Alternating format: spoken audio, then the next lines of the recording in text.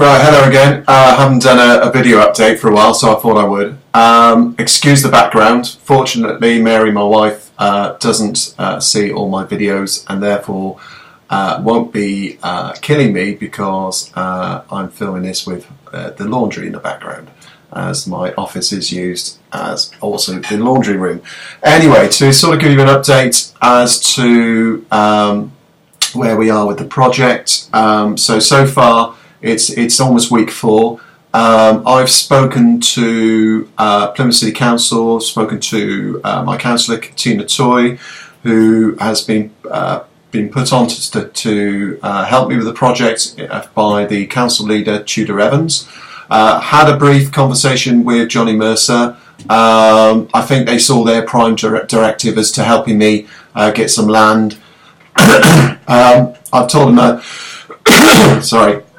I've told them that we're now in a situation of being offered some land, but I would like their support to continue, and if they know of any businesses that would like to invest in the project, then I'd be grateful for that. So they've said they'll keep their ear to the ground. We'll see what happens. Luke Pollard, drawn a pretty much blank with him. He's our other MP.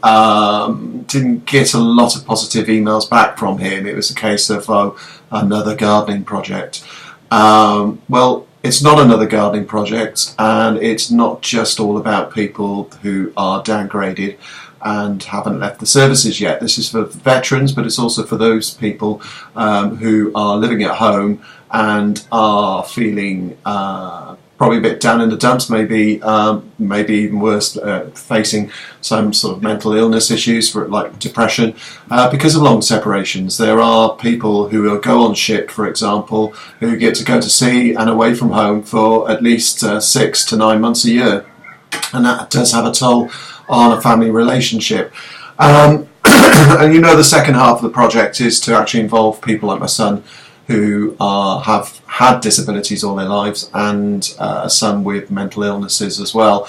And by bringing this project together, I wanted to have a symbiotic relationship between both groups, whereby people from the military side can actually come along, maybe to do some gardening, maybe to contemplate, maybe to socialise, but also get people like my son Lewis, people like his peers, who've had their problems all their lives. And they'd like to meet people who've led a normal life, but maybe struggling lately, and they've got something mutually in common, but slightly different, and that can be a positive thing. Anyway, so where are we now? It might have gone a bit quiet at my end, but that's because I'm waiting for Plymouth City Council to support me in contacting all the neighbours that surround the land.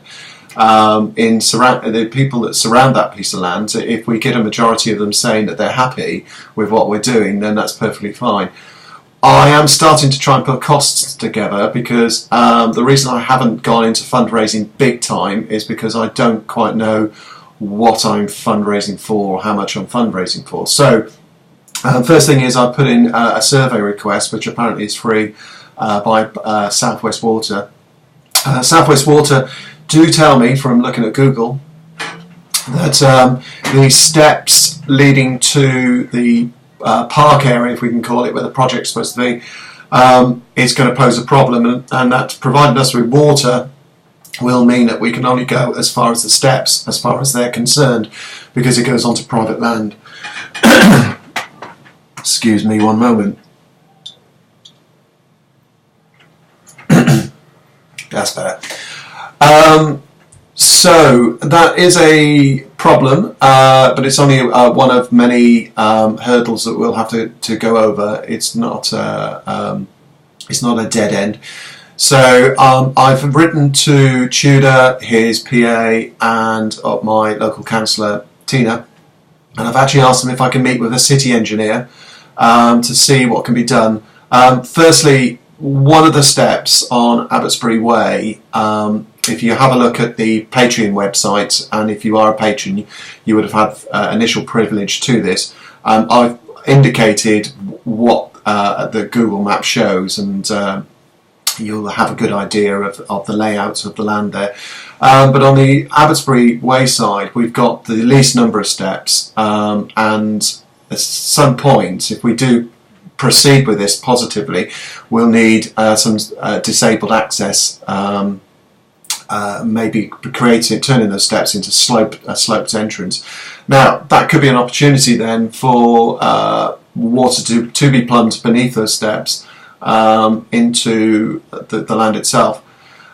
That's where we are with it. I'm also waiting for a friend of mine, Susie. She used to teach Lewis at the Duchy College. She's a landscape gardener, landscape architect, I should say.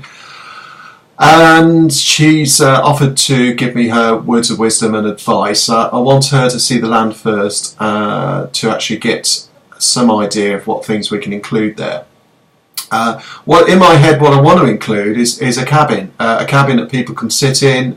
People can run a kettle, maybe a stove, if possible. I want also maybe a desk that we can run some admin there as well, but also to allow people to come in when it's raining to sit and chat and so forth.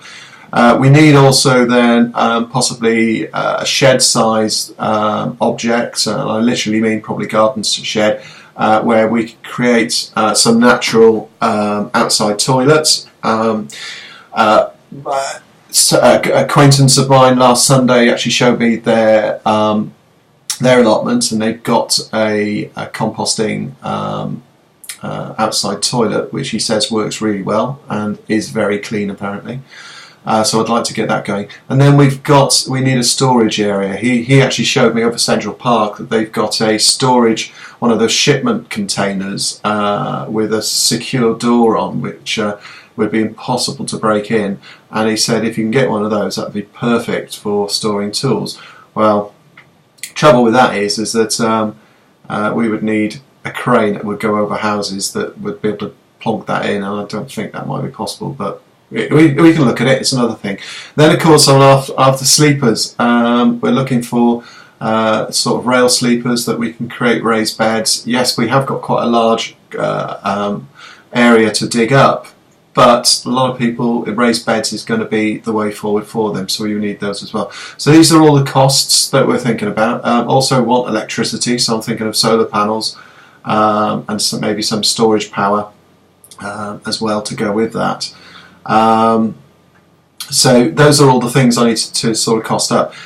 When I've got a sort of figure in mind, I've been told to double it because who knows what's around the corner, and that will be pretty much where the fundraising really starts. Now the fundraising is my Patreon page, but that's really initial fundraising. That some of that money will go towards me investing into the project, and once the project's up and running, hopefully we'll be funding myself working on the project and continuing to give all you patrons updates on this.